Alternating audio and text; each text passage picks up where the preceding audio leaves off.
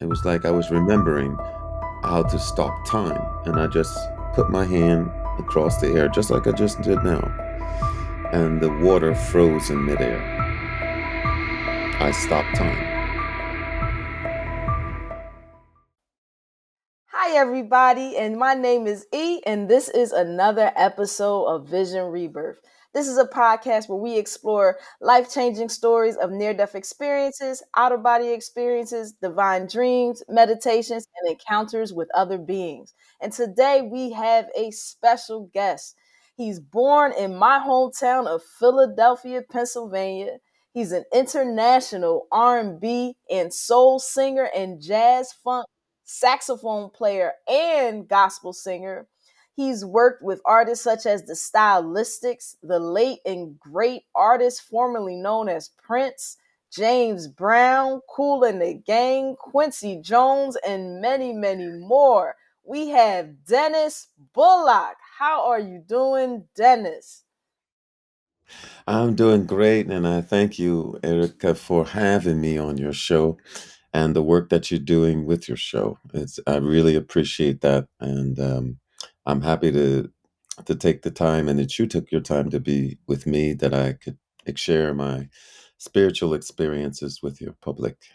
For sure. Like these are great conversations that I love having with people, and my hope is that it opens people up to a new perspective so they could like find some solace in Mhm. life, find some peace. But Right. I actually want to start at the fact that because you're a music artist, and I have an affinity for artists because I'm an artist myself. I come from artists.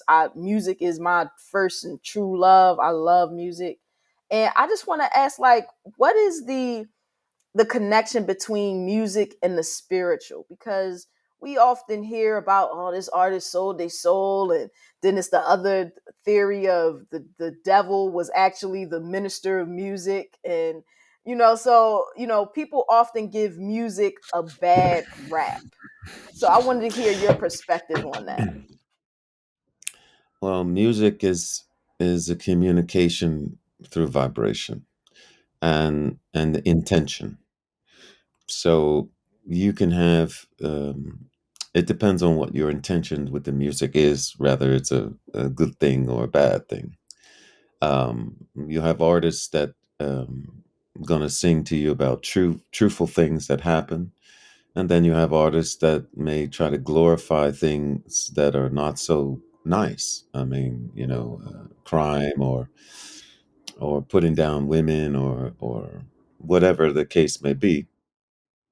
Um, for me, music is not the evil one. It's more of the intention. Now, as far as the music industry goes, yes, there is a group. When you start to get near the top, you may run into them, which is called Illuminati. And and the thing is, what you have to understand, though, first thing you have to understand, but, I want to go into that more, but if I go into that now, I'll start to give away a little bit of what I want to tell in my spiritual stories. Okay, okay, But I can just yeah, but I want to come back to that question again. But for sure, there's entities or people that exist that have made agreements with spirits or devils or whatever you want to call it to have success. Um, but there are also people who have not. okay, And the other thing is that um, see, that's why I don't wanna go too far, because I wanna wait to tell you about this, so if we can come back to that question okay. I after I won't after I forget. tell my experiences, it'd be better because then I can explain it fully without going into one of my downloads Gotcha. from the other Okay, side. You see what I'm okay. saying? Okay. Now, did you, being as you're more musically inclined and just artistically inclined, because a lot of people I've talked to, they when they were children, they've had spiritual experiences before. So, were you more inclined to this before it happened, or was it? Is it just like it happened because you know? Well, for me, I mean, I would no, I was. It just happened. I was more. I mean, I was our my family. We were uh, basic Christians. You know, we weren't. I wouldn't call us serious Christians. I would call us more like social Christians. That means like on a holiday we go to church. And church was more like a beautiful place to share with each other, with our neighbors, to sing songs, have good food, and to Gotcha, have a good conversation. But as far as the religious part of it, I was not a serious Christian, I have to say. My family, I mean, that was the religion that we um, kind of represented, but we weren't serious. There was some people that were really serious Christians, but I was not one of them, and my family not so much either, really. But we tried to have a good moral purpose, you know. gotcha. So you was like a Yeah, CME, or I yeah. like to call it Christmas, Mother's Day, and Easter. You know how they say like those are the people that come to church. Yeah, that's right. There you go. There you go. Okay. Yeah, yeah, yeah. Yeah. So what was your, because your experience started when your mother passed. So can you just tell me about your mother and your relationship with her before we go into her experience, the experience that you had? Okay, well, my mom was a legal secretary till she married my father. Then she quit that job to marry my father, and that was in those days that was the thing to do, you know. And me and my mom were very, very close. She was the light of my life. She used to wake me up in the morning and say, "Look outside, look at the birds, listen to the birds, look at the sun." You know, she was the joy of my life. My father was a Marine. My Okay. father was a Marine and also a cop. Okay. Strict. So so my father was the opposite of my mother. Everything was strict. He was not wasn't that he was a horrible man, but he was very dutiful, I would call it. Like he would just do his duty and that was it. What do you want for Christmas? Here it is. What do you want for your birthday? Here it is. So he provided, but we never had a like emotional connection. It was just out of duty service. I'm Gotcha. your Is your father, so I do that and that's it. Yeah. is your father still alive now? No, no, no. Okay. My Okay. father my father had a stroke and he passed. Yeah. Okay. I'm sorry to hear that. Well, I'm sorry for both your mom and your father as well. Okay. So let's Yeah. talk about what led to, you seeing your mom after she passed. And even because you were there Well, when she died, right? the thing was, no, the thing was that as far as my mom, I mean, I was in Philly in a house. I'd never forget it. And it was late. It was almost, I think, around maybe 11 o'clock, close to 12, 11 o'clock.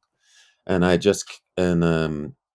so I was in her house, but she was in the hospital at that time. I had visited her the day before, and this was a day that I hadn't visited her. I've been visiting her like every day for like 2 or 3 weeks, and this is the day that I didn't visit her.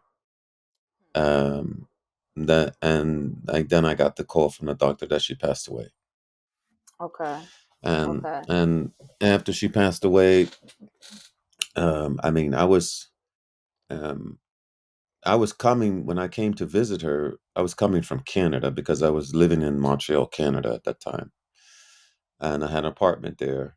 And I came to visit her in Philly, and after she passed away, I was totally devastated. I mean, I was my it's like somebody turned out the lights in my life and went doop, you know, So because my mother had saved for 3 years to buy me my first saxophone, she didn't have a job. She saved her money, and for me, she meant the world to me.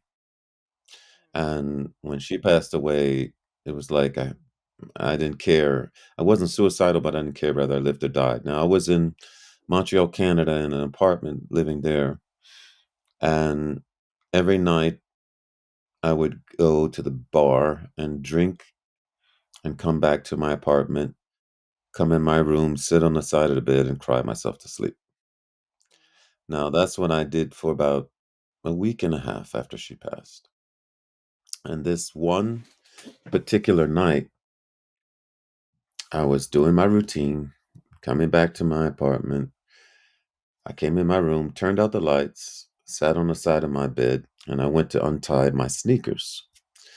And when I went to untie my sneakers, I saw that there was light on the ground. I said, "That's impossible. I know I turned out that light just now. That's impossible." Now, here's the crazy part. When I looked up, it was like the sun that you see in the sky was in my room. And it hit me like a wave of love. Like, the best way to describe it is like if you're in the ocean, in Atlantic City, and a wave comes and it's too tall for your body and it covers your whole body. Well, the water was love. It covered my whole body like a wave, and my mouth. I was just, what the heck is that?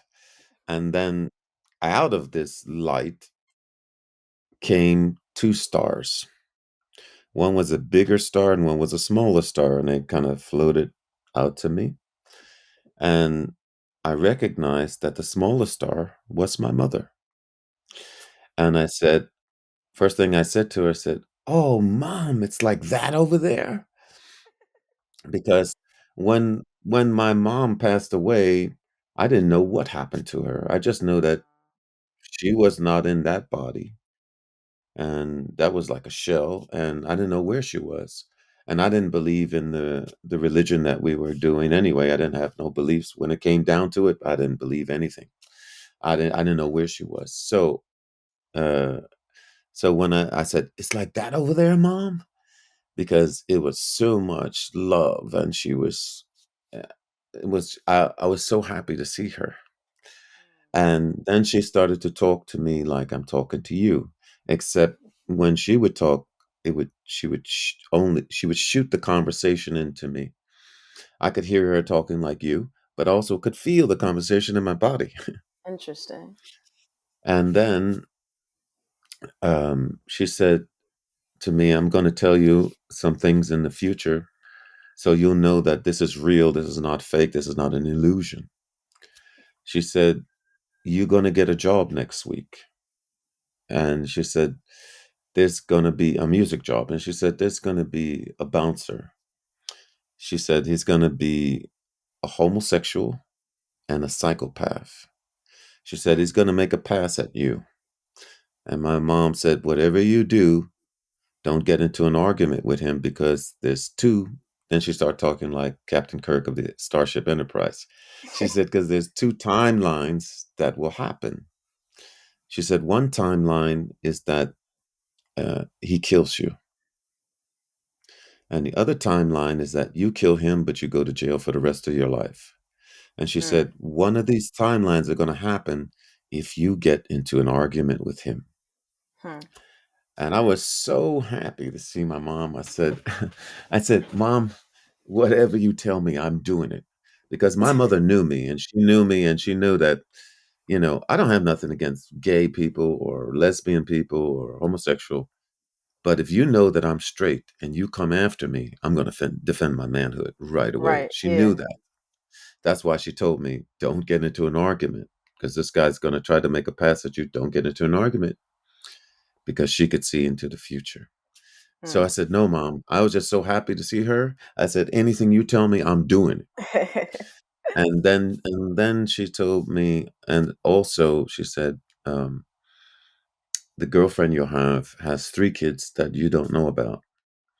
And she said she's going to try to have a fourth kid with you. She's going to try to trap you. So be careful about that. And then we took a pause. And then I said to her, when she stopped talking to me, I said, "Mom, who is this other light?" Because there was a light next to her, about 7 feet tall, standing next to her. And when I asked her who that light was, this light spoke to me and it said, "I'm an escort." And the exact words was, this is an interruption in your life. She said, it said, I'm escorting your mother to the earth plane. And I said, an interruption in my life. Well, and I said, I got some questions for you. I said, first thing, my room is lit up like Star Wars. I said, I got God, you, and my mom here. I said, I want to know some answers. I said, why am I here? How many kids are going to have? Who's going to be my wife? And then this, I would call it an angel. It said, I'm going to answer in a very calm, easy voice. It said, I'm going to answer all your questions, but you won't be allowed to remember. You'll only be allowed to remember what your mother tells you. So at that moment, it did answer every question I asked, but I couldn't remember I remember after. it. I only Mm. can remember what my mom said. And then my mom said, um, I love you and I'm always going to be with you. But she said, you're not going to be aware of me as much as you are now, because when I'm around you later, you won't be aware of me as much, but I always will be there for you. Yeah, it's And beautiful. then they started to, like, if you put a glass in a ice cube in a glass of water and it melts slowly, Hmm. that's how they started to slowly go back to the sun that was in my room. Like dissolve. Slowly but Interesting. surely. Yes, slowly. And as they went, the light in my room started to go dimmer, darker, darker. And when they were totally gone and my room was dark, tears burst out of my eyes. They just burst out. And I said, nobody is ever going to believe me. Nobody going to Yeah. believe this happened. No, nobody. Nobody's ever going to believe me. No way. No way. This is no. Nobody's going to believe me. But I have the proof. The next day, I got a phone call. A band member called me. Says, "Hey, we got a job." Now I didn't tell my band what had happened the night before because I said I don't want them looking at me like, oh, he's a great singer, great saxophone player, but when he lost his mom, he lost it. Right. He lost his mind. So I didn't tell them anything. I just said, oh, that's good. We got a job. We got a job because we hadn't been working for about 2, 3 weeks. So we were on a dry spell. So we got a job. That I said, that's great. So that day we went to go do the sound check. It was like at a new club in Montreal, Canada. We went to do the sound check. And for people who don't know what that is, that's just when the musicians check the equipment to make sure it's working a couple hours before the actual show. So we went to this new club and there was a bouncer at the door, but he didn't say nothing to me, didn't bother me. And I came in, did the sound check, everything was cool. And then I left, and then we came back for the night. We came back to do the show. Now we came in there were two bouncers at the door. They didn't say nothing to me, and I did the first set, and people loved it. They were applauding. They liked it, and then I was on the break, and it was me and my band. We were talking. The band was here, and I was here. This bouncer came by, and as I was talking, he grabbed my butt like that and walked to Oh the no. corner of the room. And I was talking and Yeah. just went, "Hey, what's that?" Yeah. That's And I weird. and It's and weird. I said to my band, I said, "Guys, did you just see this? This guy just grabbed my butt, man. I got to tell this guy something, man." And and they said, "No, we only seen him pass because I was in the way. He was passing Yeah. behind me, so nobody could see the grab. They could just see his head pass." So I said, "I got to tell something." I was mad at that point, and I was going over there, and then I said, "Oh yeah, remember mom? Remember mom? Don't lose it, man. Don't lose it. Don't lose it." Ah. Remember mom. Remember mom. What she told you, don't lose it. Just go over there and tell him you're not like that. And that's all. So I went over there. I said, hey, man, listen, don't touch me anymore. I'm not like that. Please don't touch me anymore. You said, Yeah. oh, I didn't touch you, man. You had too many beers. I said, yeah, you did touch me, man. Please don't touch me. I'm not like that. And then he said, why'd you tell your friends? And I said, yeah, I told my friends because you touched me. And like I said, again, I'm saying I'm not like that. Please don't touch me. Then I walked away Yeah. And because that if was I it. stayed there longer, the conversation was going towards what my mom was talking about, get It was into an gonna argument. escalate. Yeah. Yes, exactly. So I walked away. So I went on to do the second set. The second set went really great. People liked it. And normally I would hang around the club after the show, but this time I didn't feel comfortable there. Yeah. So I said, so I left. I left right after the second show. I didn't stick around, and I walked by this bouncer who didn't say nothing to me, and I walked out. Now the next day, I got a phone call from the band member, and he said, "Did you hear what happened?" I said, "What do you mean? What happened?" I mean, I left the club. Everything seemed cool. He said, "Remember that bouncer you was telling us about that grabbed you?" I said, "Yeah." He said, "This guy got into an argument with the club owner and crushed both of his rib cages Oh my God. and went to jail for manslaughter. The club owner died, and he's in jail now to this day for manslaughter." And when he told me that, I said, "Whoa, that's crazy, man. That's crazy. That's crazy." But I still didn't tell them what had happened Yeah. before. So I hung up the phone and I said, "Oh my God, everything my mom is saying is coming true. Everything she's saying is coming true." And I said, "Well, if that's true, my girlfriend." I said, "I've been seeing this girl for about almost 2 years, year and a half." Two I said, years? "This can't be." Yeah, about a year and a half, almost two. And yeah, and I said, "It can't be true." I said, "But," so I got to call my girlfriend. Got to call my girlfriend. So I called her. She said, "Hello," and I said, "Hello. Tell me something. Just tell me the truth. It's okay. Do you have 3 kids?" The phone went silent, and then she said, "Who told you?"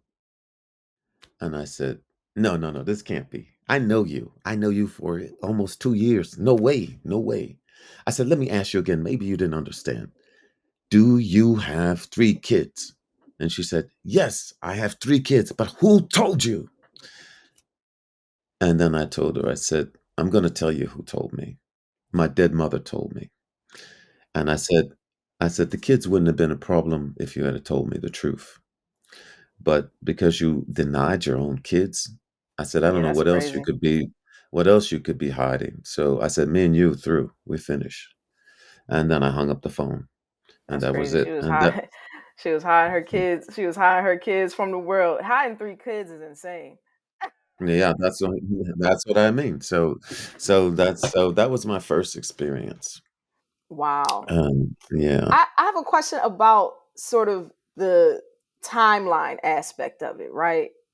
Because your mom said if you got into an argument with him, one of those two timelines of either you dying or you being in jail was going to happen. So right. it's Mhm. like, what was there a part of you that already lived that life? Like those were timelines that happened before. No, So that's why she was n able to see no, that. Like, no, no, no, it's not stuff that happened before. Timelines are just possibilities. okay, okay, They're possibilities that she could see because, we have timelines are just infinite possibilities that exist. Now, all these infinite possibilities exist. So when we choose a certain action and a certain vibration, we jump on those timelines, okay, okay? okay, But I'm gonna explain that even more later okay, after the second incident. okay, So, okay. okay, but if you have any other questions about this first experience, you can ask me if Okay, you're no, we can okay. we can talk about the second experience too next now. Okay, Yeah. okay. All right, so the second experience, I decided, I said, "This is just too crazy for me to share with anybody." I said, "I'm gonna try to live let's try to get back to normal life." I said, "This is all too much for me." But I only thing was I stopped drinking because I knew my mom was better than fine. She was powerful, healthy. Everything was wonderful with her. So I didn't worry about her anymore, and it had cured me from depression and stop drinking and all that stuff because Grief. of what had happened to her. If I smoke a joint once a month, that should be cool. That's not bad. So that's what I did. I didn't do no more hard drugs. I just did marijuana. And one day in Montreal, Canada, me and my new girlfriend, we ran out of marijuana. And I hate to say it, but it's really true that 90% of most musicians know where to get marijuana no matter what state they're in, country, or city. It's Okay, that's just good like to a know. thing like that, you know? So we ran out of marijuana, so I called one of my musician friends. I said, "Hey, look, you got any marijuana?" And of course they had, and they said, "Look, I'll bake some in a cake for you and bring it over." So I said, "Cool," because I never had it in a cake before. I always smoked it, Oh never had it man. in a cake before. So what I found out later that he must have poured the whole kitchen sink in this thing. Oh man. And so he brought the cake. It was a chocolate cake. He brought it over to my apartment and left it there with me and my girlfriend. And he left. He didn't have any. He just left. So I cut a piece for my girlfriend, and cut a piece for me. And we each had a piece of cake. We ate it, and we waited 10 minutes, and nothing happened. And I said, "You do you feel anything?" I said, "No, I don't feel nothing. Did you?" "Mm-mm, I don't feel nothing." And I said, "Maybe we have to eat more cake. Oh Maybe he no. didn't put enough in it." So I cut half the cake this time. She took Oh half, man. and I took half, Oh man. and we both ate the whole cake. And about 10 minutes went by, still didn't feel nothing. I said, "You don't feel anything?" I said, "No." I said, "Must be a bad batch. I don't feel nothing either." And then another 10 minutes went by, then we began to feel something. But it wasn't like we were getting high, it was more like our bodies began to shut down. Yeah. Like I was talking, and then I would forget to breathe. I said, "I'm Yeah. forgetting how to breathe." And then all of a sudden I couldn't hardly move. It was like tight for me to move. And she said, "You better call 911 now while we still can." And I said, "Yeah, you're right, because I could barely move." So I called 911, and they were very polite. "How can we help you?" And I was so embarrassed to tell them. I said, "Yes, what's your problem?" I said, "Well, I think we took too much marijuana and I think we're dying. Could you save us? Could you come help us?" So they said, "No problem, we'll be on our way. We'll be on your way over." So what I didn't know was that when you call 911 and it's about any kind of narcotic, they also call the police. Right.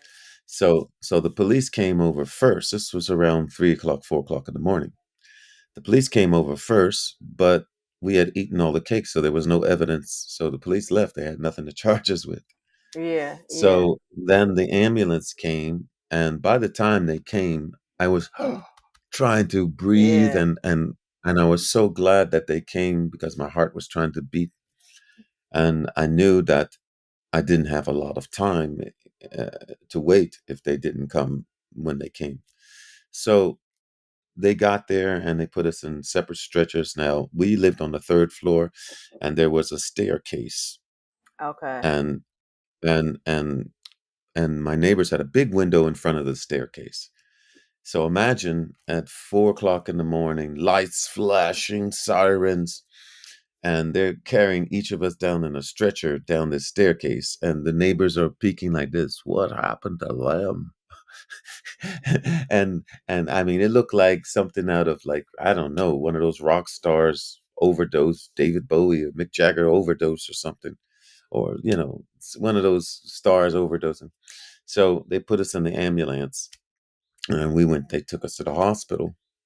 And when I got to the hospital in the stretcher, another strange thing happened.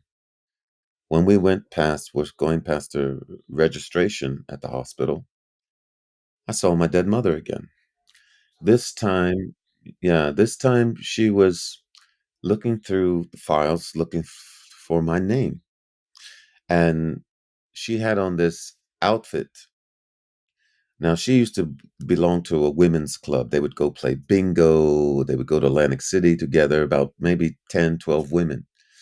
And they had these outfits on, these special shirts. And she had that on.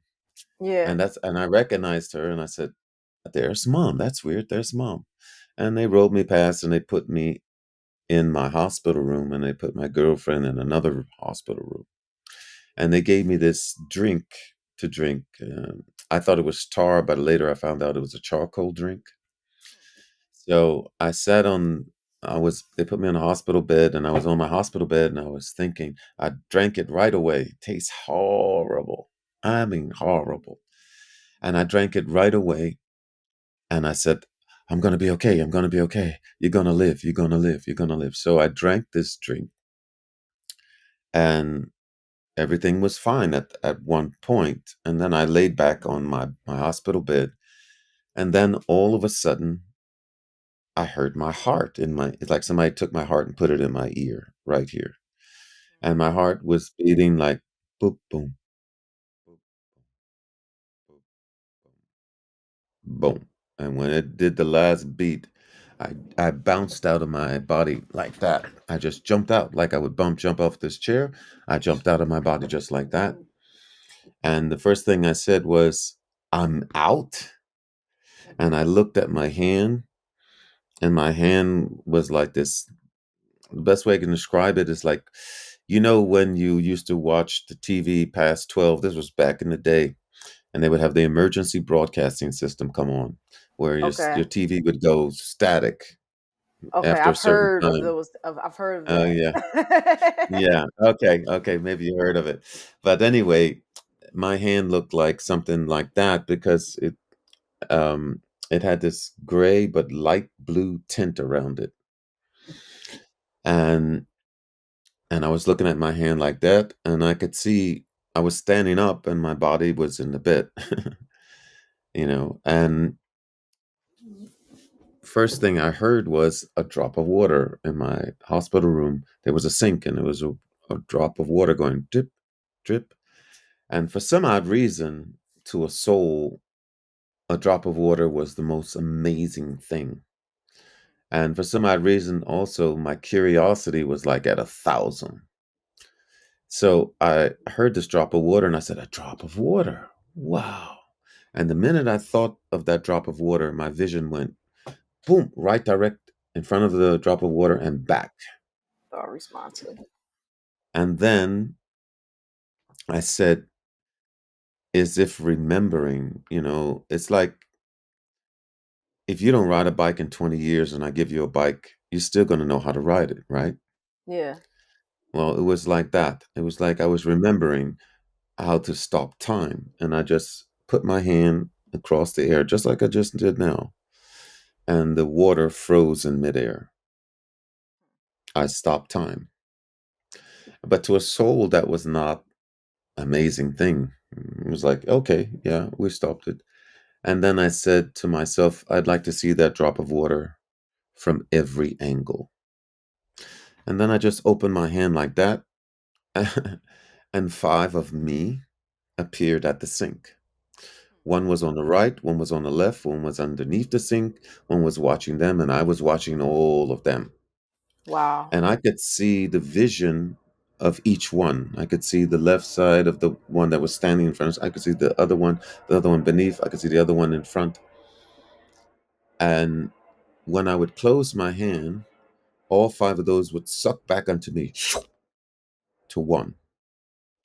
And I thought, oh, that's cool. Wow, let me try that again. And I opened my hand and they did it again.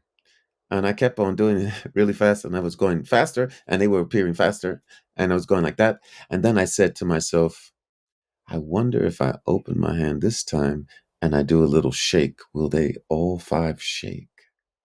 And I opened my hand and I did a little shake like that. And they all appeared and they did a little shake like that. And I burst out laughing. I Now, was burst out that laughing.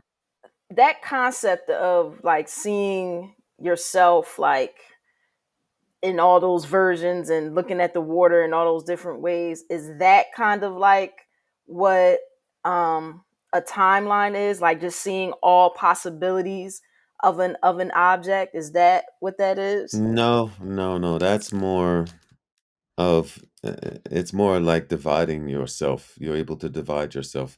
But I'm going to get really deep into the timeline thing for you, so you're going to understand it totally Okay, okay, after. okay. Okay.